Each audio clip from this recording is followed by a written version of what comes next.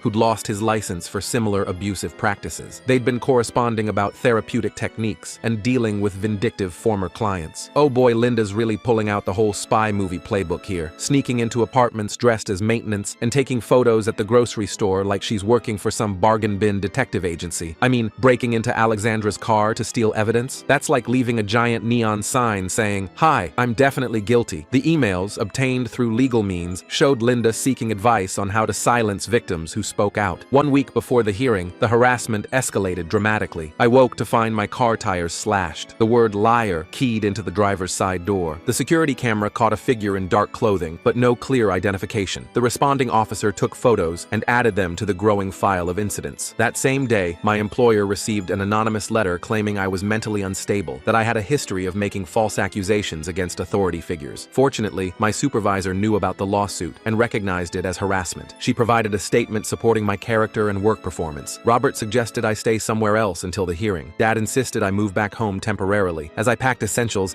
I found myself taking photos of my apartment, paranoid that things would be disturbed in my absence. The constant fear was wearing me down, which was probably exactly what Linda wanted. At Dad's house, we established a routine. He'd drive me to work, wait in the parking lot during his lunch break, then drive me home. It felt like being a child again, dependent and protected, but also trapped. The irony wasn't lost on me. Linda had once again made me feel like a powerless child. Robert called with updates on other families who'd come forward. A support group of Linda's victims had formed online, sharing their experiences and offering to testify. The group included 12 families across 6 states, spanning 15 years of abuse. The pattern was undeniable. Linda would establish herself as a child behavior expert, target vulnerable families, use psychological manipulation disguised as therapy, then disappear when questioned. 3 days before the hearing, Mom showed up at Dad's house. She looked haggard, older than her years. She begged me to reconsider, to sign the statement and end this. She revealed that Linda had been calling her daily, sometimes hourly, describing how desperate her situation was, how she'd be homeless if she lost this lawsuit. Dad intervened, telling Mom she wasn't welcome if she was there on Linda's behalf. They argued on the front porch while I watched from the window, feeling 10 years old again. Mom left in tears, but not before sliding an envelope under the door. Inside was a handwritten letter from Linda, apologizing for any misunderstandings and offering to drop the lawsuit if I'd just sign a simple statement acknowledging that her intentions had been good. Robert advised me not to respond. Any communication could be twisted, used against us, but the letter haunted me. The handwriting was the same as on those photos, the same as on the behavior charts from my childhood. Seeing it brought back visceral memories of those sessions, the helplessness, the confusion, the pain. The night before the hearing, I couldn't sleep. I spent hours reviewing our evidence, memorizing key points Robert had highlighted. Dad sat with me, making coffee and offering silent support. Around 3 a.m., he finally spoke about his deepest regret, not trusting his instincts when he'd first felt something was wrong. He described watching me change during those months of therapy, seeing his bright, talkative daughter become withdrawn and fearful. He'd wanted to stop the sessions, but Linda had convinced him that his interference would undermine my progress. He'd chosen to trust the expert over his own paternal instincts, a decision that had haunted him for 18 years. Morning came too quickly. I dressed in the same careful outfit I'd worn to the first hearing, trying to project competence and credibility. Robert met us at the courthouse early to review last-minute details. He seemed confident, but warned that Linda's lawyer might try to provoke emotional responses. I needed to stay calm, let the evidence speak for itself. The courthouse was busier than before. Word had spread in the survivor community, and several of Linda's other victims had come to observe. I recognized faces from the online support group, people who'd driven hours to be here. Their presence gave me strength I didn't know I needed. Alexandra arrived with her father, both looking determined. Ms. Rodriguez was already inside, reviewing her notes one final time. Even some of my former teachers had come, though they weren't scheduled to testify. The show of support was overwhelming. As we entered the courthouse, I saw Linda's car in the parking lot. She was sitting inside, alone, staring straight ahead. For a moment, she looked small and pathetic. Then she turned and saw me watching. Her face transformed with that familiar smile, the one that had terrified me as a child. She mouthed something I couldn't make out, but the intent was clear. She wasn't done with me yet. Inside, Robert organized our materials while I tried to calm my racing heart. The bailiff announced that the judge was running 15 minutes late. Those 15 minutes felt like hours. I focused on breathing exercises my real therapist had taught me, the one who'd helped me heal from Linda's damage. Finally, the bailiff called for all to rise. The same judge entered, her expression unreadable. She reviewed some papers, then looked up at both tables. Her voice was clear and authoritative as she outlined the proceedings. First, she'd hear arguments about the harassment claims. Then, if necessary, she'd address the original defamation suit. Linda entered just as the judge finished speaking, her lawyer trailing behind, looking harassed. She'd dressed conservatively, trying to appear professional and sympathetic, but I could see the calculation in every choice. The modest jewelry, the subtle makeup designed to make her look tired and struggling, the way she moved as if carrying a great burden. She sat at the plaintiff's table, occasionally dabbing at her eyes with a tissue. The performance had begun, but this time, I wasn't a powerless child. This time, I had truth, evidence, and allies on my side. This time, Linda would face consequences for her actions. The judge called the hearing to order, and Robert stood to begin our defense. I straightened in my chair, ready to fight for the justice 10-year-old me had deserved all along. Robert began presenting our evidence methodically. He displayed the timeline of Linda's pattern across multiple states, showing how she'd operated without credentials for over 15 years. The judge examined each document carefully, carefully, her expression growing more serious with each revelation. Linda's lawyer objected repeatedly, but Robert had prepared for every challenge. He introduced Alexandra Chen's testimony through sworn affidavits, detailing the identical manipulation tactics Linda had used on her family. The recordings Alexandra's father had secretly made played through the courtroom speakers, Linda's voice instructing a 12-year-old to hold stress positions while reciting self-blame statements. I watched Linda's face change as her own voice filled the room. The mask of victimhood slipped for just a moment, revealing something harder underneath. Her lawyer leaned in, whispering urgently, but she waved him away with sharp irritation. Robert then presented the harassment evidence, photos of me taken without consent, the slashed tires, the break-in at my apartment. The judge studied the security camera footage, noting the timing coincided with Linda's escalating legal threats. Each piece built a clear picture of intimidation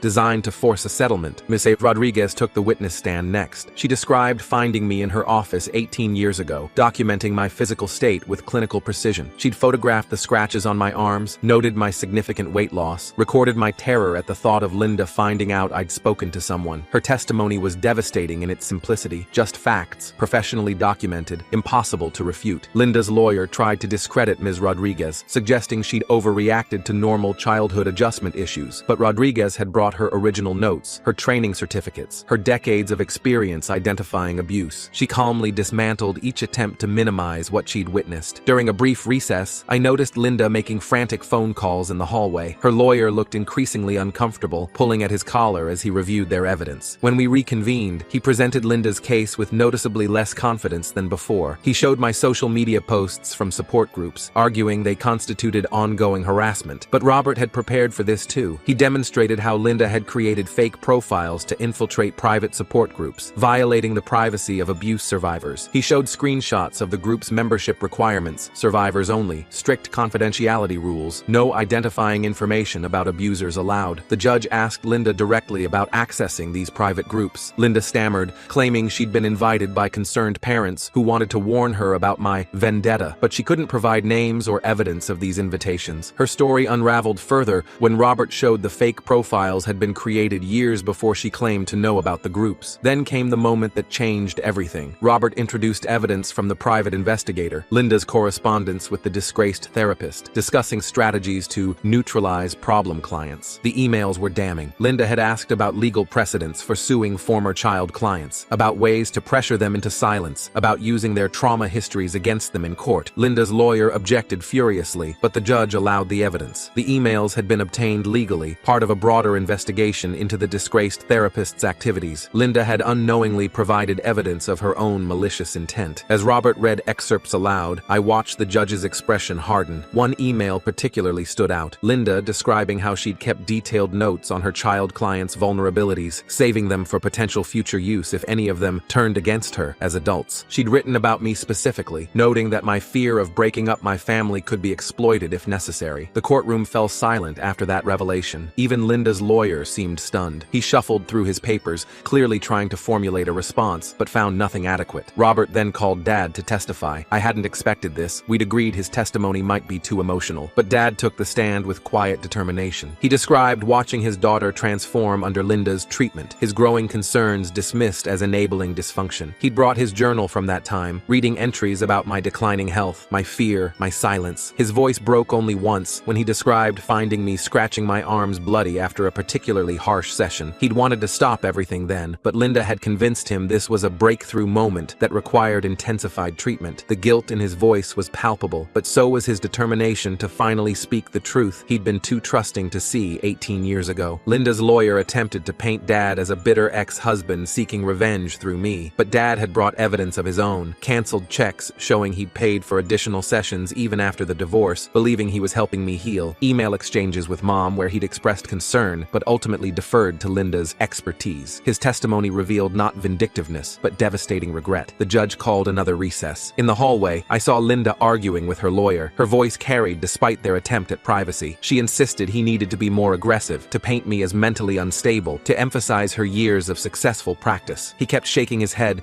gesturing toward the courtroom where the evidence had been presented. When we returned, Linda's lawyer made a surprising announcement. He requested to approach the bench for a private conference with the judge. After several minutes of hushed discussion, the judge called both legal teams forward. The conversation was brief but intense. When they returned, Linda looked furious. The judge addressed the courtroom. Linda's lawyer had moved to withdraw the defamation suit entirely. Additionally, he'd agreed to a permanent restraining order preventing Linda from contacting me, my family, or any of the other victims who'd provided testimony. In exchange, we would drop the countersuit for harassment. But the judge wasn't finished. She stated that based on the evidence presented, she was referring the case to the district attorney for potential criminal charges related to practicing without a license across state lines and interstate stalking. She also ordered Linda to pay all my legal fees, noting that the lawsuit had been filed in bad faith with malicious intent. Linda erupted. She stood up, shouting about conspiracy and persecution. Her lawyer tried to quiet her, but she pushed past him, pointing at me, accusing me of orchestrating everything. The bailiff stepped forward as she advanced toward our table, and for a moment I thought she might actually try to attack me. But her lawyer grabbed her arm, whispering urgently about contempt charges. She allowed herself to be let out, but not before turning back one last time. The look she gave me was pure hatred, but underneath it, I saw something else: fear. For the first time in my life, Linda was the one who was powerless. The judge dismissed the court, but asked me to remain for a moment. She spoke quietly, professionally, but with genuine concern. She recommended I maintain the security measures I'd put in place and document any future contact attempts. She also suggested I might want to inform the other victims about the criminal investigation, as their testimony could be valuable. Outside the courthouse, our small group gathered. Ms. Rodriguez hugged me tightly, whispering that 10-year-old me would be proud. Alexandra Chen and her father shook hands with everyone, exchanging contact information with other victims who'd attended. There was talk of formalizing the support group, creating resources for others who'd experienced similar abuse. Dad drove me home in silence. As we pulled up to his house, he finally spoke. He said he understood if I couldn't forgive him for not protecting me back then, but he was grateful for the chance to stand up for me now. I told him forgiveness wasn't necessary. Understanding was enough. That evening, Robert called with final details. The restraining order was officially in place. Linda had 3 days to pay the legal fees or face additional consequences. The district attorney had already begun reviewing the case file. He believed criminal charges were likely, given the interstate nature of Linda's activities and the clear pattern of fraud. I slept deeply that night for the first time in weeks. No checking locks obsessively, no startling at every sound. The knowledge that Linda could no longer legally contact me, that she was finally facing real consequences, allowed my body to finally relax. Over the following days, life slowly returned to normal. I went back to work, explaining to my supervisor that the legal situation had been resolved. She expressed relief and admiration for how I'd handled everything. My co-workers, who'd noticed my stress but respected my privacy, welcomed me back warmly. The other victims began reaching out. Some just wanted to thank me for standing up to Linda. Others shared their own stories of recovery, how they'd built good lives despite what she'd done to them. We started a private online group, properly secured this time, for mutual support and to share information about the criminal investigation. Mom tried calling several times. I wasn't ready for that conversation yet, but I didn't block her number. Maybe someday we could talk about what happened, about the choices we'd both made, but not yet. 2 weeks later, Robert forwarded news that Linda had been arrested on charges of interstate fraud and stalking. She was being held pending bail hearing. The investigation had expanded to include her activities in 3 other states. More victims were coming forward. I returned to my apartment, no longer afraid. The security camera remained, but more out of general caution than specific fear. I unpacked the boxes I'd been living out of, hanging pictures back on the walls, reclaiming my space. The victim support group met monthly at a community center. I attended regularly, finding strength in shared experiences and mutual understanding. We focused on practical healing strategies rather than dwelling on the past. Work settled into routine. I caught up on projects, rebuilt professional relationships strained by the lawsuit stress. My supervisor mentioned a promotion opportunity coming up. I decided to apply. Dad and I established weekly dinners. We talked about everyday things mostly: work, weather, local news. Occasionally we'd reference the trial, but it no longer dominated our relationship. We were building something new. 3 months later, Linda pled guilty to multiple charges. She received 5 years in prison and was permanently barred from any work involving children. The news brought relief, but no celebration. Justice had been served, but nothing could undo the damage she'd caused to so many families. I continued therapy, working through the trial's impact on my recovery. Some days were harder than others. Healing wasn't linear, but I was moving forward. My apartment felt like home again. I'd replaced the locks one final time, more for symbolic closure than security. Life had returned to its quiet rhythm. Work, friends, simple daily routines that Linda could no longer disrupt. The past would always be part of me, but it no longer defined my future. Oh, I love how he changed the locks again just to make a point. That was quite the wild story from start to finish, with all the fake therapy and secret recordings and courtroom drama. Thanks for reading this story with me, everyone.